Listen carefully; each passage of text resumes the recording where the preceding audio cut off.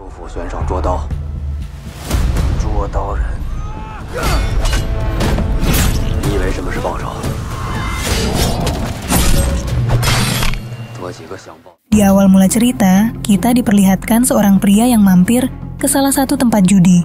Yang ternyata pria itu sedang mencari buronan atau para penjahat yang dicari-cari pemerintah, karena barang siapa yang membawa penjahat tersebut, maka dia akan dihadiahi sebuah uang. Pria misterius menjelaskan kepada pemilik tempat judi kalau penjahat itu telah melakukan 13 kasus kejahatan dan telah merenggut 27 nyawa manusia. Meski awalnya sang pemilik toko mengatakan kalau dirinya tidak tahu, tapi pria misterius ini yakin kalau penjahat yang dimaksud ada di tempat ini. Keributan dari mereka pun tidak bisa dihindari. Di tengah pertarungan itu, barulah muncul satu persatu orang yang dicari, yang ternyata mereka adalah satu komplotan dengan si pemilik tempat judi.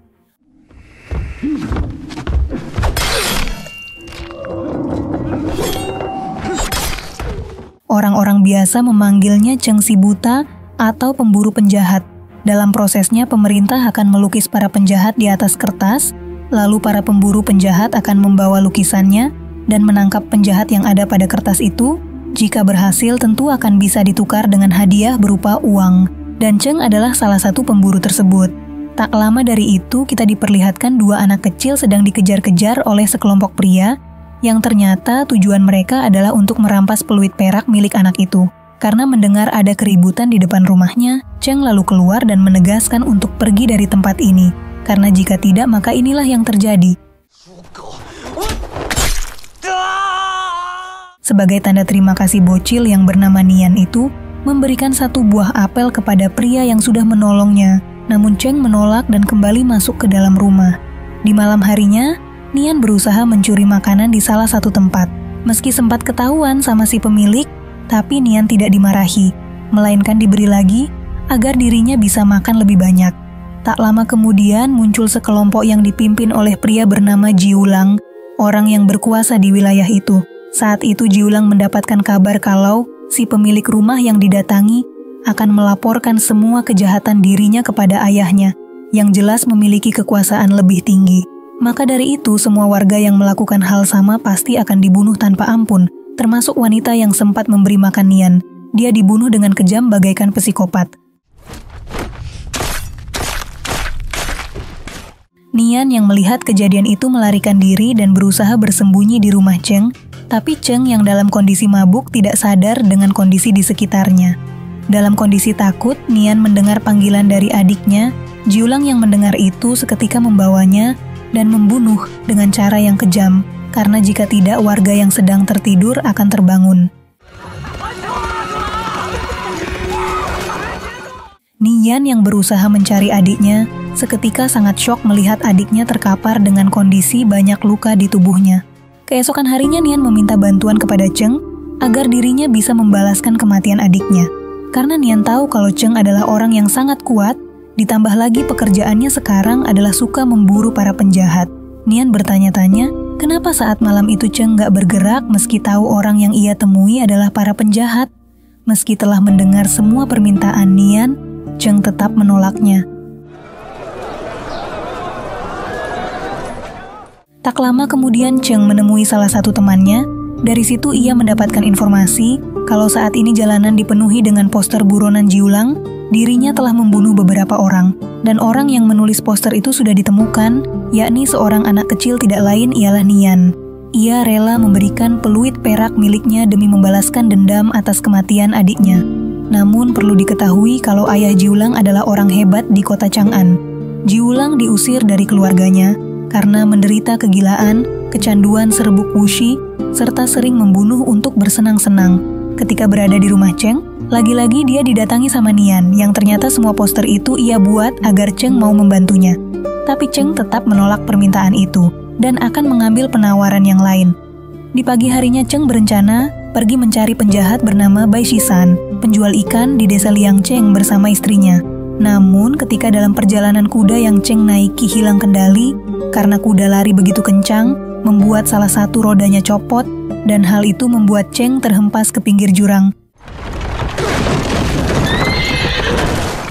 Yang bikin kaget ternyata selama perjalanan Nian mengikuti kepergian Cheng, beruntung dengan kemampuan Cheng mereka bisa selamat dari maut.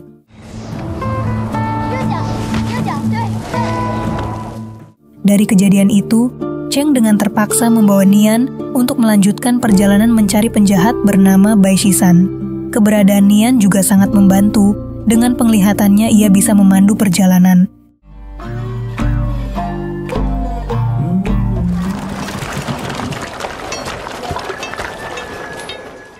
Dengan kondisi yang ramai mereka berdua pun akhirnya tiba di pasar Liangcheng.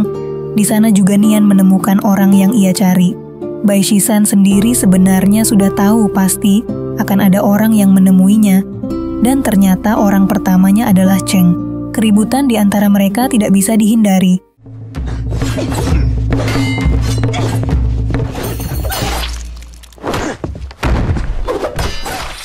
Di tengah pertarungan itu, Bai Shisan menyadari kalau orang yang ia lawan adalah seorang perwira Cheng Yi. Karena dirinya dulu pernah menjadi prajurit Cheng di peperangan yang bernama Huling, Bai Shisan mengaku kejahatannya hanya membunuh beberapa orang dan mengambil sedikit uang.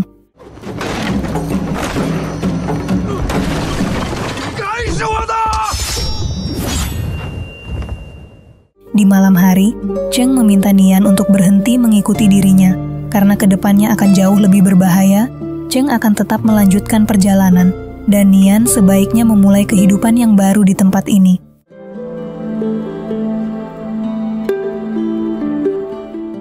Satu bulan setelah perpisahan, lagi-lagi Nian berhasil nih guys menemui tempat tinggal Cheng. Ia mengaku banyak belajar dari dirinya, dari mulai belajar melihat peta, menyalakan api, tidur di atas pohon. Nian ingat semua apa yang pernah Cheng ajarkan. Namun jika Nian punya kemampuan bela diri sepertinya, ia pasti akan balas dendam sendiri tanpa harus mengikuti orang lain. Mulai dari situ Cheng mulai menerima keberadaan Nian. Dengan seiring berjalannya waktu, Nian membantu Cheng menemukan para penjahat yang mau ia temui. Gak lupa Nian juga membersihkan tempat tinggal Cheng. Kedekatan mereka sudah seperti anak dan ayah. Di malam hari ketika Cheng ingin menyimpan uangnya, ia menyadari ada aura yang berbeda di salah satu rumah. Dan benar aja, ada beberapa orang yang lagi disandra oleh sekelompok penjahat. Nian gak tega dan berusaha memberitahu orang yang disandra untuk keluar dari situ, sedangkan Cheng akan masuk dari pintu depan untuk mengalihkan perhatian.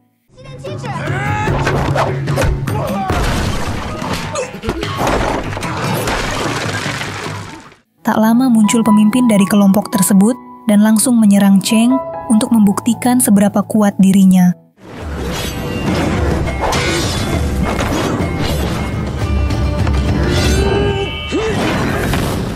Namun dengan pedang api milik musuh, membuat Cheng kewalahan dan memilih untuk melarikan diri.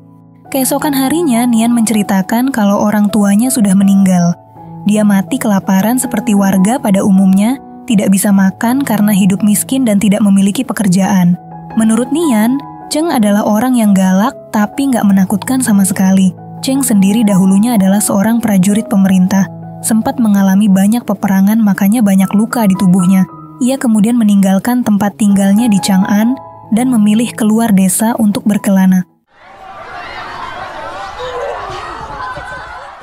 Tak lama kemudian, Nian yang sedang mencari hiburan di suatu tempat, tidak sengaja melihat anak buah Jiulang, orang yang telah membunuh adiknya. Dan memang tak jauh dari situ, Jiulang sendiri sedang berkumpul dengan para anak buahnya. Dalam hatinya ia sangat ingin balas dendam, tapi kalau menyerang sekarang sama saja membuang nyawa secara sia-sia. Sesampainya di rumah, Cheng menawarkan pekerjaan untuk Nian. Jauh di barat kota ada tempat untuk membuat arak yang bersedia menerima Nian. Tetapi Nian sendiri tetap menolak, karena dia akan berusaha membalaskan dendam adiknya. Dalam perbincangan itu Nian bertanya, apakah jika Nian mati Cheng akan melakukan balas dendam? Mendengar jawabannya membuat Nian marah dan pergi meninggalkan tempat itu. Yang ternyata Nian pergi salah satu tempat di mana Cheng waktu itu melarikan diri dari samurai api. Di tempat itu Nian mengancam para perampok untuk meminta beberapa bom miliknya, karena jika tidak ia akan meledakkan seluruh tempat ini bersama dengan dirinya sendiri. Beruntung tak lama dari itu Cheng datang dan menyelamatkan Nian. Sejak kematian orang tuanya, Nian dan adiknya itu memang sangat dekat. Jika ia sehebat Cheng, maka Nian sudah bisa balas dendam. Setiap kali ia mengingat kematian sang adik, saat itu juga amarah dalam dirinya semakin membesar. Mendengar hal itu, Cheng mulai luluh dan berniat akan memberikan Nian salah satu trik khusus, membunuh lawan dengan sekali tusuk. Sebagai latihan awal, Nian mencoba menggunakan kuas kecil dan harus memberikan tanda di leher ke setiap warga yang ia temui. Melihat Nian yang mulai mahir, barulah di situ Cheng memberikan senjata yang asli kepada Nian, agar ia bisa membunuh orang yang ingin ia habisi. Cheng juga menceritakan lebih detail mengenai tempat tinggalnya di kota Chang'an. Kota itu sangat besar. Di depannya rumah ada sebuah pasar. Cheng selalu melewatinya setiap hari.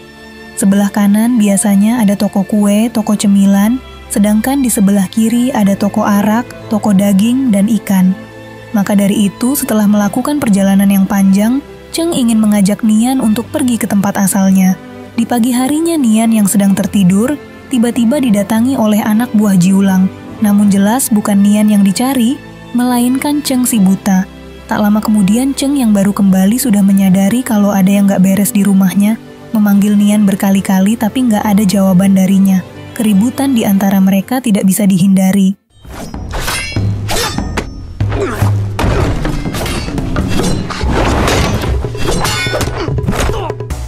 Dalam pertarungannya itu, Cheng memberi gambaran kepada Nian. Jika dirinya tetap menginginkan balas dendam, maka akan ada orang mati yang tidak bersalah dan lebih banyak orang akan melakukan balas dendam atas kematian itu.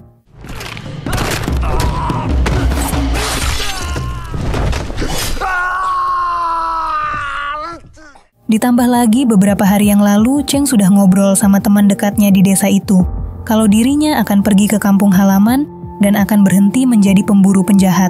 Singkat cerita, Cheng dan Nian pun pergi ke kota Chang'an bersama. Namun yang gak disangka-sangka, ketika saat Cheng beristirahat, Nian memilih untuk melarikan diri demi balas dendam.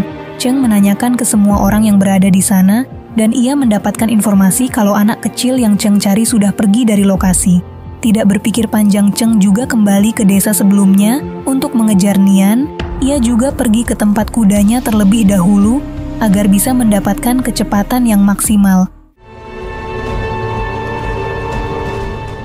Sedangkan di sisi lain, malam itu para pasukan Jiulang yang sedang berjaga ada 300 orang. Mereka semua sangat berduka atas kematian rekannya yang dibunuh sama Cheng. Dalam momen sedihnya itu Jiulang melihat ada sesuatu aneh di ruangannya dan tidak lain itu adalah Nian. Keributan dari mereka tidak bisa dihindari.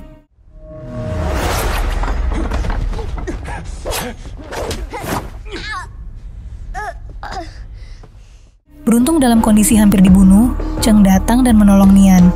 Kedekatan mereka berdua sudah bagaikan ayah dan anak. Jika terjadi apapun di antara mereka, pasti ia akan datang dan membantunya. Cheng sudah kehilangan semua keluarganya, begitupun dengan Nian. Tak lama dari itu, para pasukan Jiulang sudah bersiap menyambut kedatangan Cheng si buta. Pertarungan dari mereka pun berlanjut.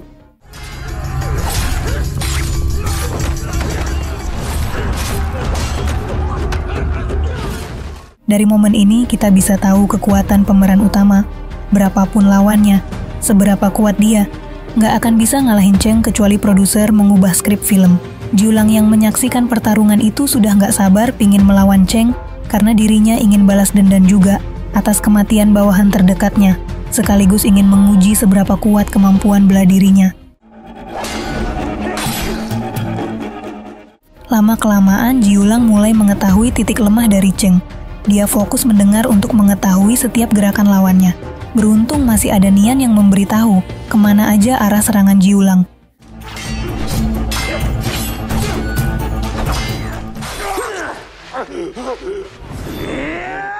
Selain bagaikan anak bagi Cheng, sebelumnya juga ia sudah janji akan membantu Nian membalaskan dendam atas kematian adiknya. Dalam kondisi yang sekarat itu, Cheng berbicara dalam hatinya kalau ia benar-benar menyayangi Nian bagaikan anaknya sendiri. Keesokan harinya, meski telah kehilangan Cheng dalam pertempuran itu, Nian bertekad akan pergi ke kota Chang'an bersama dengan teman dekat Cheng, menjadi warga biasa, bekerja, dan membangun rumah di sana. Itulah dia teman-teman akhir dari cerita. Terima kasih sudah menonton video ini sampai akhir. Jangan lupa di like dan subscribe agar kalian gak ketinggalan video-video seru lainnya.